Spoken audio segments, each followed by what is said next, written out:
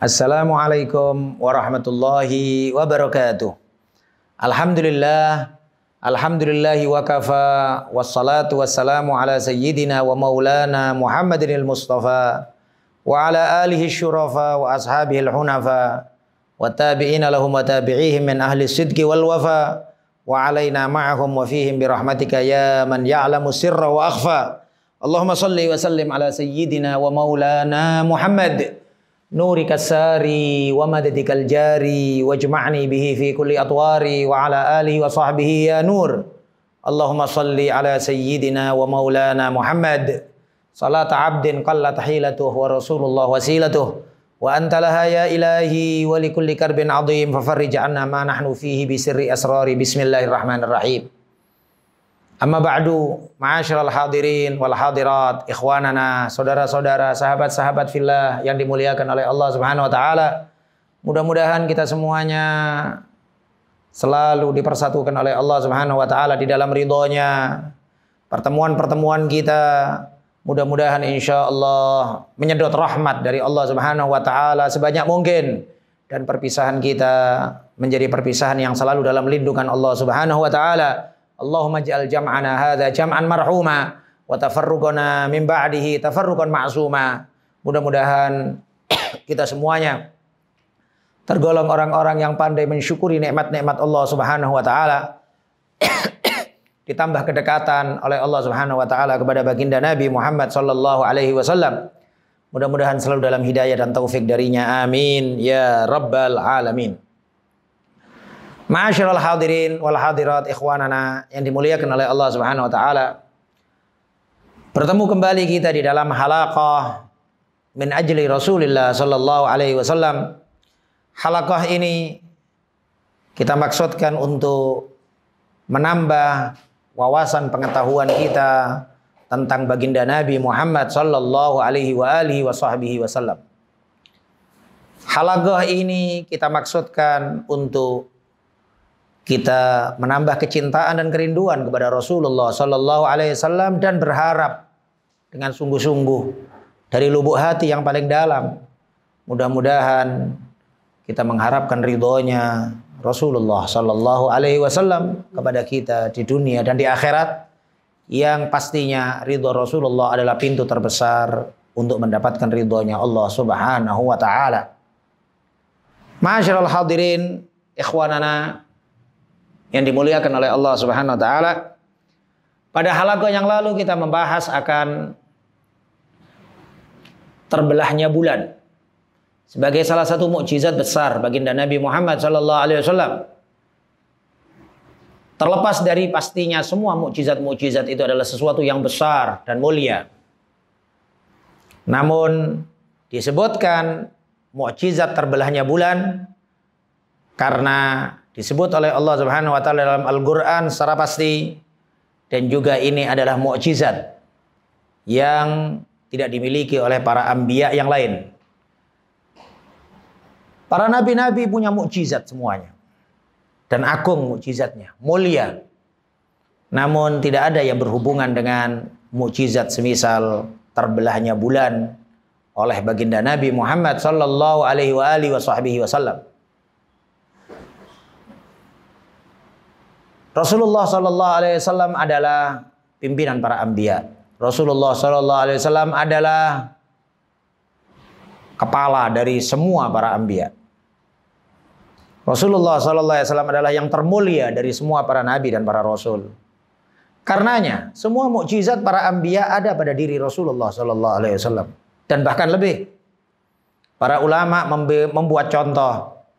Kalaulah Nabi Musa alaihi salatu wassalam mukjizatnya adalah keluar air dari bebatuan setelah dipukulnya batu tersebut oleh tongkat Nabi Musa.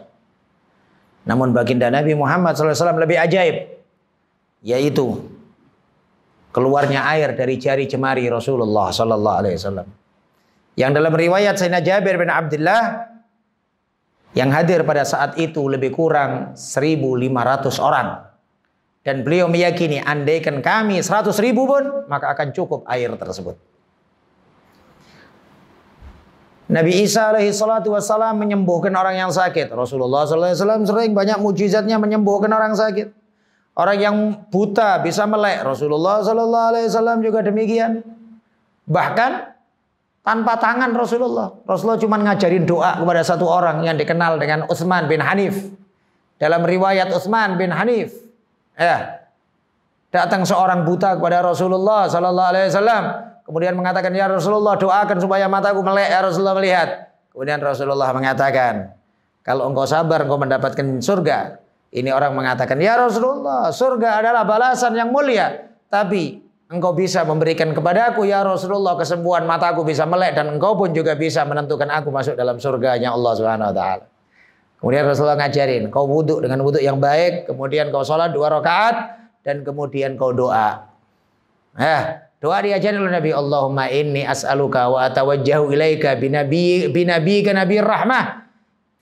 Ya Muhammad, inni atawajjahu bika ila rabbi lituqda hajati Allahumma fasyafi'hu fiyya.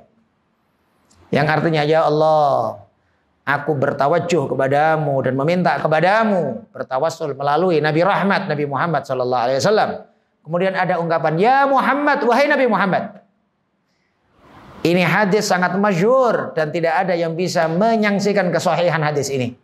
Ini hadis adalah sebagai salah satu bukti nyata bolehnya tawassul. Nabi mengajarin tawassul kepada seorang sahabat yang buta ini. Allahumma fasyafi'u fiyya, ya Allah berikan syafaat Nabi Muhammad dalam diriku untuk terkabulnya hajatku.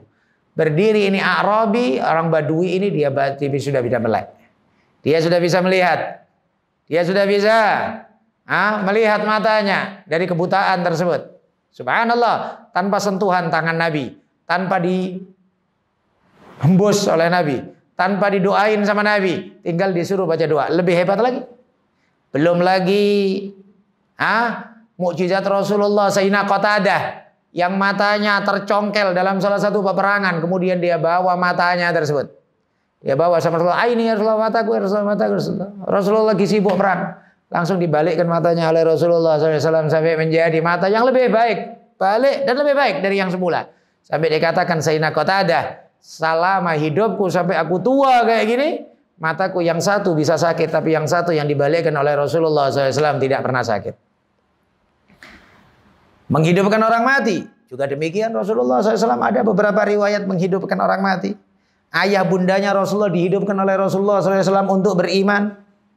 Hadisnya sangat banyak.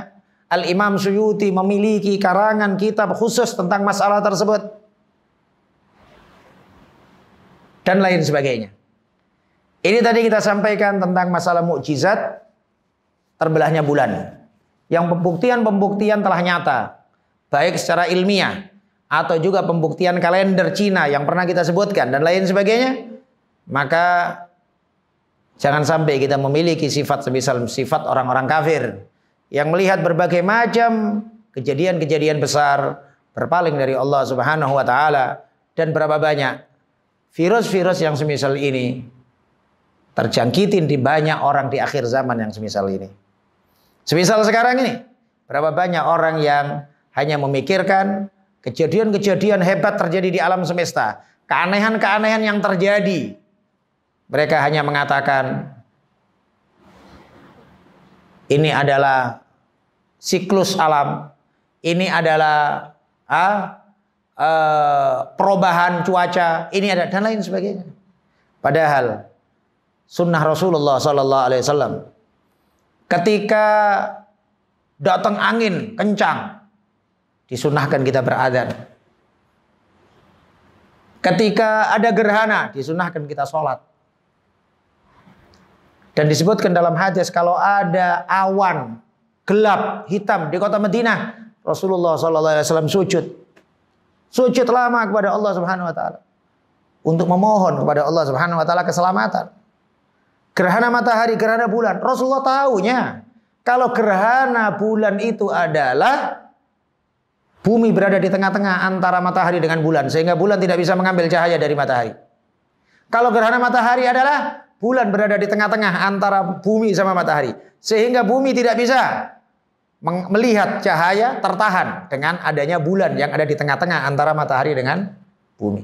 Rasulullah tahu akan hal tersebut, tapi yang dimau oleh Rasulullah adalah kita lebih dekat kepada Allah Subhanahu wa taala.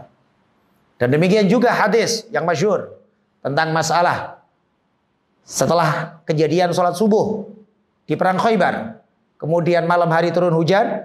Setelah sholat subuh Rasulullah tanya kepada sahabat, tahukah kalian apa yang difirmankan oleh Allah Subhanahu wa taala tadi malam?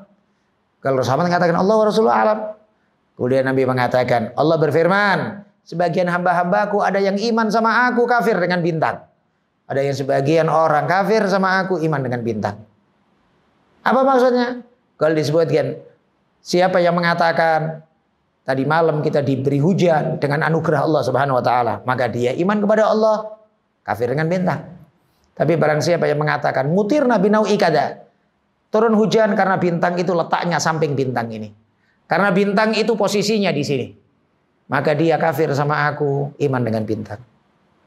Berapa banyak yang di akhir zaman yang semisal ini, terkadang orang urusan gempa bumi yang dibahas adalah kerak bumi, lempengan bumi, dan lain sebagainya. Tidak menambah kedekatan kepada Allah Subhanahu wa taala.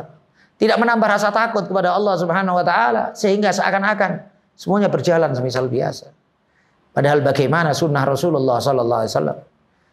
Kita tidak bermaksud untuk merendahkan berbagai macam ilmu pengetahuan.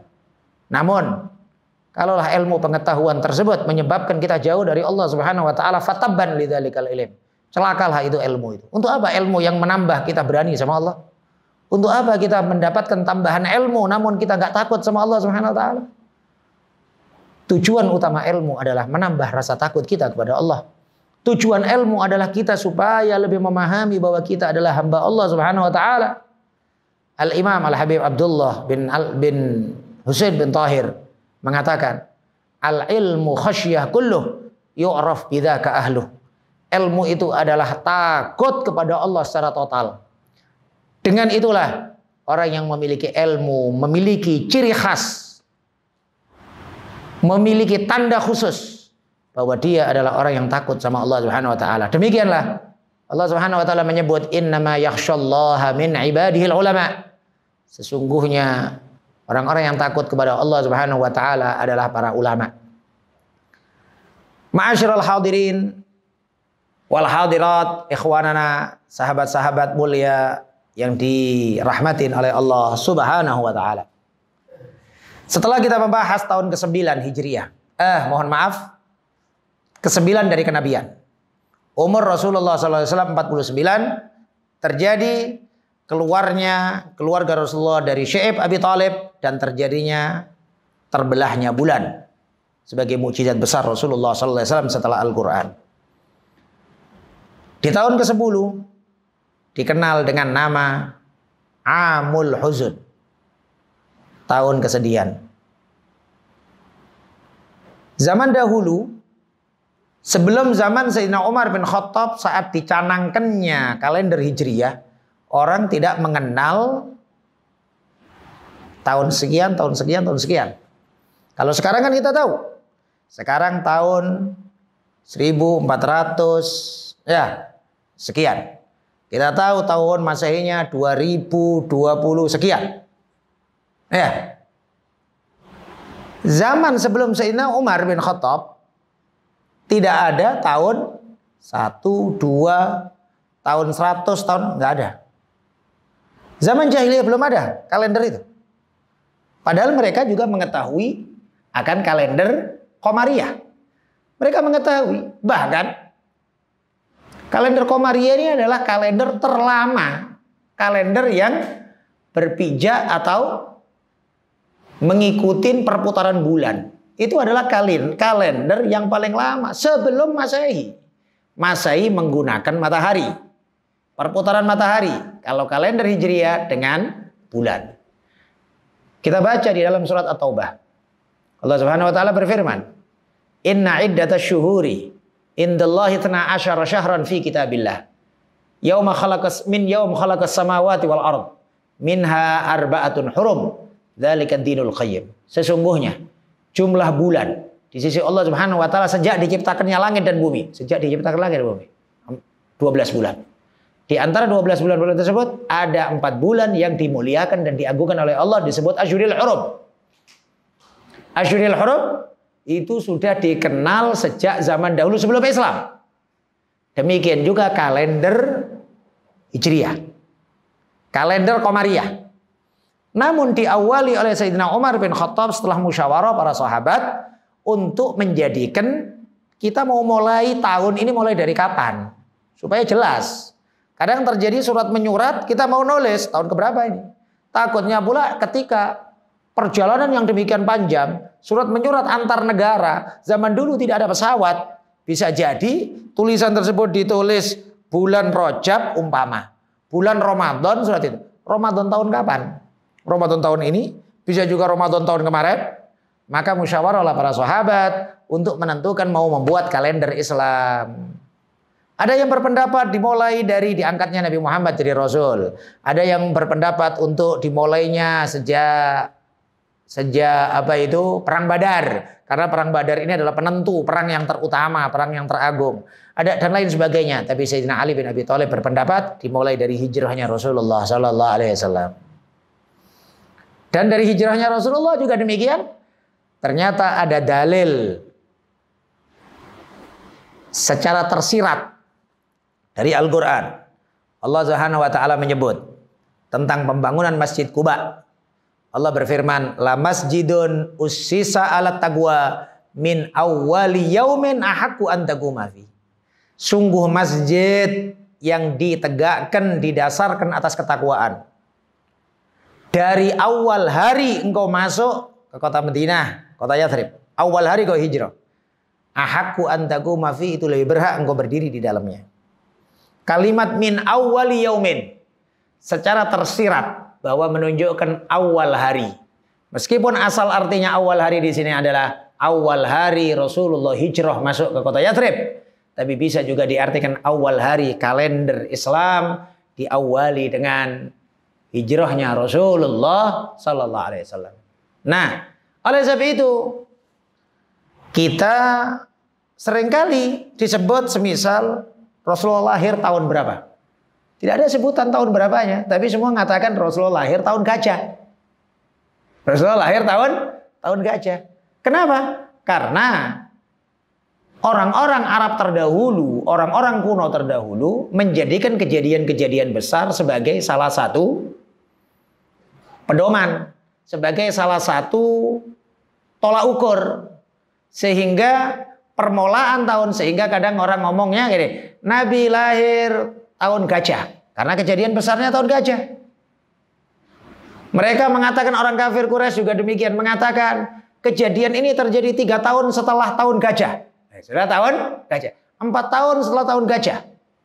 Di antara kejadian-kejadian besar yang dijadikan oleh orang-orang kafir Quraisy, orang-orang Mekah pada saat itu adalah tahun gajah.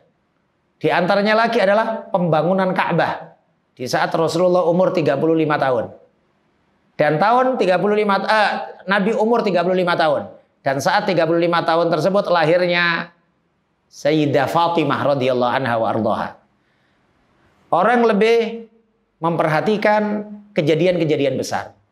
Nah, di antara juga kejadian besar yang Rasulullah sallallahu alaihi wasallam juga menyebutnya, merasakan beban yang demikian luar biasa, adalah tahun 10 Hijri, setahun 10 kenabian yang dikenal dengan Amul Huzun, tahun kesedihan. Disebut tahun kesedihan karena pada tahun tersebut meninggal dunia 2 sosok orang yang paling penting dalam kehidupan Rasulullah. Orang yang paling setia kepada Rasulullah dan Rasulullah sangat menghormati keduanya. Yang pertama adalah istri tercinta beliau Sayyidah Khadijah Al-Kubra, dan yang kedua adalah pamanda beliau Abu Thalib. 2 orang ini meninggal dunia di waktu yang berdekatan. Terlepas terjadinya perbedaan beberapa pendapat para ulama siapa yang lebih dulu. Ada yang mengatakan Abu Thalib lebih dahulu, ada yang mengatakan Sayyidah Khadijah lebih dahulu. Ada riwayat yang mengatakan bahwa Sayyidah Khadijah meninggal dunia tanggal 10 Ramadan. tanggal 10 Ramadan. Wala yadkhul Syawal illa wa tuwfi Abu Thalib, dan tidak masuk bulan Syawal kecuali Abu Thalib meninggal dunia. Maka lebih dahulu Sayyidah Khadijah. Sayyidah Khadijah adalah bentuk yang difahamin dan diyakinin oleh Rasulullah SAW sebagai rukun asasi, sebagai pilar utama yang bantu dakwah Rasulullah SAW, khususnya penenang hati Rasulullah SAW di dalam rumah tangga. Sedangkan Abu Thalib adalah rukun asasi fi himayatid din minal kharij. Sayyidina Abu Thalib. Mohon maaf, saya berani mengatakan Sayyidina Abu Thalib, karena kami meyakini bahwa Abu Thalib meninggal dunia dalam keadaan Islam. Dan hal ini sering kita sampaikan di majelis-majelis. Para ulama beda pendapat. Ada yang mengatakan Abu Thalib tidak Islam, ada yang mengatakan Islam. Seyogianya ketika ada terjadi perbedaan, kita lebih hati-hati mengatakan beliau Islam. Sebagaimana ucapan gurunya Imam Ghazali, Al-Imam Abdul Malik Al-Juwaini, Imamul Haramain, beliau mengatakan, kalau terjadi pada satu orang, kemungkinan Islamnya 1%, kemungkinan kafirnya 99%. Maka lebih aman kita mengatakan dia Islam daripada kita mengatakan dia kafir. Sedangkan sosok Abu Thalib, secara zahirnya 99% kemungkinan dia Islam. Hanya 1% yang kemudian kemungkinan dia kafir. 1% kemungkinan kafir ini pun karena faktor riwayat yang mengatakan bahwa Abu Thalib tidak mengucapkan 2 kalimat syahadat ketika meninggal dunia. Sedangkan di dalam tauhid sendiri telah dibahas. Apakah 2 kalimat la ilaha illallah asyhadu an la ilaha illallah asyhadu anna Muhammadar Rasulullah adalah sebagai rukun dari iman, syarat dari iman, ataukah syatar dari iman? Apakah dia syarat ataukah bagian dari iman? Dan secara zahirnya Abu Thalib membenarkan semua apa yang disampaikan oleh Rasulullah SAW. Dan andaikan pun Abu Thalib tidak mengucapkan 2 kalimat syahadat atau tidak mengucapkan la ilaha illallah akan meninggal dunia. Berapa banyak orang Islam meninggal dunia tidak mengucapkan la ilaha illallah. Tapi hati mereka iman kepada Allah Subhanahu wa taala. Mengucapkan la ilaha illallah di akhir hayat adalah sebuah fadilah besar. Mudah-mudahan kita semuanya meninggal dunia dalam keadaan husnul khatimah, ya Allah biha ya Allah biha ya Allah bi husnul khatimah, tapi tidak menjadi sebuah syarat keimanan seseorang. Maka para ulama kita mengatakan, kalaulah kita membuat contoh pamanda Nabi yang kafir, buatlah contoh Abu Lahab. Jangan buat contoh Abu Thalib. Karena Abu Lahab sudah jelas, tabbat yada abi lahabin wa tab. Maka di sini tadi kita sampaikan gimana sedihnya Rasulullah SAW yang demikian mendalam dengan wafatnya 2 pilar utama yang sangat membantu dakwah Rasulullah SAW. Pilar di dalam rumah tangga, Sayyidah Khadijah Al-Kubra. Pilar menjaga Rasulullah dari rongrongan orang-orang kafir Quraisy, yaitu Abu Thalib. Maka tahun tersebut dikenal dengan nama Amul Huzun, tahun kesedihan. Dan kesedihan Rasulullah SAW pastinya juga menjadikan sedihnya semua sahabat, dan bahkan juga orang-orang juga demikian yang cinta sama Rasulullah SAW pastinya juga menampakkan kesedihan ketika pembahasan akan wafatnya Abu Thalib, wafatnya Sayyidah Khadijah.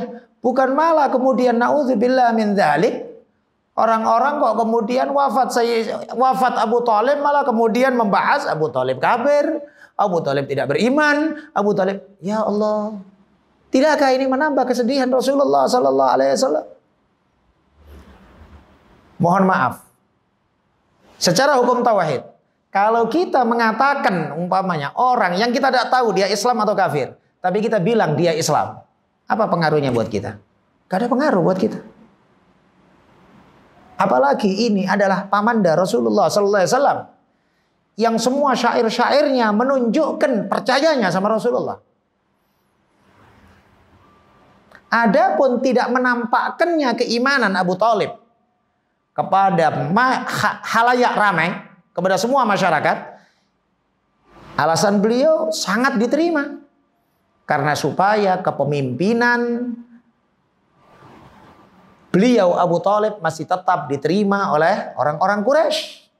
Beliau sebagai pengganti Abdul Muttalib, pemimpin orang Quraisy. Padahal paman-paman Rasulullah banyak. Sayyidina Hamzah, pamannya Rasulullah, diseganin sama orang-orang kafir Quraisy. Sayyidina Hamzah adalah dikenal dengan Asadullah, singanya Allah. Beliau orang yang ahli, sampai disebutkan bahwa tahun kelima Hijriah menjadi tahun yang dianggap sebagai tahun awal Izzul Islam wal Muslimin, karena Islamnya Sayyidina Hamzah sama Sayyidina Umar yang berdekatan waktunya pada tahun tersebut. Tapi Sayyidina Hamzah karena Islam tidak dianggap sama orang Quraisy. Sayyidina Abbas pamannya Nabi. Namun Sayyidina Abbas bukan pemimpin Quraisy karena kesibukan Sayyidina Abbas dalam berdagang. Sayyidina Abbas orangnya pedagang. Sayyidina Abbas tajir, orang kaya. Sehingga disebutkan di dalam khutbah Nabi pertama setelah penaklukan kota Mekah, Nabi mengharamkan riba total dan menghapus semua hukum riba dengan berbagai macam tetek bengeknya, berbagai macam ekor-ekornya riba. Nabi mengatakan, dan pertama kali riba yang aku hapus adalah ribanya pamanku Abbas. Menunjukkan kenapa? Maksudnya Sayyidina Abbas pada waktu itu adalah pedagang, kaya. Maka mestinya lah sebelum diharamkannya hukum riba, mungkin saja terjadi transaksi riba, hutang piutang yang minta tambahan, kalau umumnya dikembalikan dan lain sebagainya. Suatu hal yang wajar hal tersebut. Tapi tadi kita sampaikan bahwa yang mengganti sosok Abdul Muttalib dari keluarga Bani Hashim, Bani Muttalib adalah Abu Thalib, pamanda Rasulullah. Dan pamanda Rasulullah yang mengasuh Rasulullah dari umur 8 tahun sampai dewasa, menjaga Rasulullah, cinta Rasulullah luar biasa, mendukung Rasulullah dalam semua yang disampaikan dakwah Rasulullah. Abu Thalib yang menjaga. Kemudian hanya gara-gara urusan tidak mengucapkan kalimat syahadat, kemudian kita katakan kafir. Beberapa kali majelis kita sampaikan hal tersebut. Bukan berarti kita memaksakan atau kita mengkafir-kafirkan orang yang mengkafirkan Abu Thalib, tidak. Cuman yang kami maksud adalah supaya kita insaf, terkhusus para pecinta Rasulullah Sallallahu Alaihi Wasallam. Mereka meyakini bahwa Abu Thalib adalah orang yang sangat berjasa kepada Rasulullah Sallallahu Alaihi Wasallam, dan jasa tersebut pastinya tidak akan dilupakan oleh baginda Nabi Muhammad Sallallahu Alaihi Wasallam. Maka oleh sebab itu termasuk juga syafaat Rasulullah SAW yang disebut oleh para ulama adalah syafaat Rasulullah kepada pamandanya Abu Thalib. Adapun sebutan bahwa Abu Thalib masuk neraka, maka ya kita sampaikan juga berapa banyak juga orang Islam, orang mukmin yang masuk neraka nanti di hari kiamat, kalau dosa-dosanya belum diampunkan oleh Allah Subhanahu wa ta'ala. Apalagi juga hadis yang menunjukkan Abu Thalib masuk neraka, itu menunjukkan bahwa azab ini adalah paling ringan. Bahwa disebutkan bahwa azabnya Abu Thalib adalah azab paling ringan penduduk neraka, yaitu diberi satu sandal. Memakai sandal yang dengan sandal tersebut otaknya Abu Thalib di atas kepalanya mendidih semuanya sebab panasnya sandal tersebut. Ini azab paling ringan. Sedangkan kalimat ringan ini tidak dikenal di dalam kamus neraka untuk orang kafir. Tidak dikenal sama sekali. Fala yukhaffafu anhumul adzab wala hum yudharun. Tidak akan diringankan azab untuk orang kafir. Maka adanya keringanan azab untuk Abu Thalib menunjukkan bahwa Abu Thalib memiliki iman kepada Allah dan beriman kepada Rasulullah Sallallahu Alaihi Wasallam. Insyaallah kita lanjutkan pada pertemuan-pertemuan yang akan datang dalam halaqah min ajli Rasulillah Sallallahu Alaihi Wasallam, untuk menambah cinta kita kepada Rasulullah, ilmu pengetahuan kita tentang Rasulullah, keluarga Rasulullah, sahabat Rasulullah, dan mudah-mudahan ini mengantarkan kedekatan kepada Allah Subhanahu wa taala dan ridhonya Allah Subhanahu wa taala. Allahumma ja'alna hadina muhtadin ghaira dhallin wala mudillin, harban li a'daik wa silman li awliyaik, nuhibbu bihubbikan nas wa nu'adi bi adawatika man khalafaka min khalqik. Ya Allah, jadikan kami orang-orang yang mendapatkan petunjuk dan menyebarkan petunjuk. Jangan jadikan kami orang-orang yang sesat atau menjadikan sebab orang lain menjadi sesat. Kita semuanya berikrar musuh kepada orang yang memusuhi Engkau ya Allah, dan berikrar damai kepada semua orang yang mencintai Engkau ya Allah. Kita mencintai orang yang dicintai dan mencintai Allah. Kita membenci dan memusuhi orang yang memusuhi dan dimusuhin oleh Allah Subhanahu wa taala. Mudah-mudahan keimanan kita dijaga oleh Allah Subhanahu wa taala, ditambah kualitas iman kita di dalam hati kita, sehingga gerak kita, diam kita insya Allah menambah dan meningkatkan kualitas iman kita kepada Allah Subhanahu wa taala. Mudah-mudahan majelis ini menjadi salah satu laporan terbaik kepada Rasulullah sallallahu alaihi wasallam. Kita semuanya yang hadir, yang menyaksikan, yang melihat, mudah-mudahan semuanya insya Allah menjadi orang-orang yang dicintai oleh Rasulullah dan mencintai Rasulullah sallallahu alaihi wasallam fi khairin wa lutfin wa afiyah. Hadza wal afu minkum. Mudah-mudahan sehat wal afiat. Berjumpa kembali di dalam halaqah-halaqah berikutnya min ajli Rasulillah sallallahu alaihi wa alihi wa sahbihi wasallam. Assalamualaikum warahmatullahi wabarakatuh.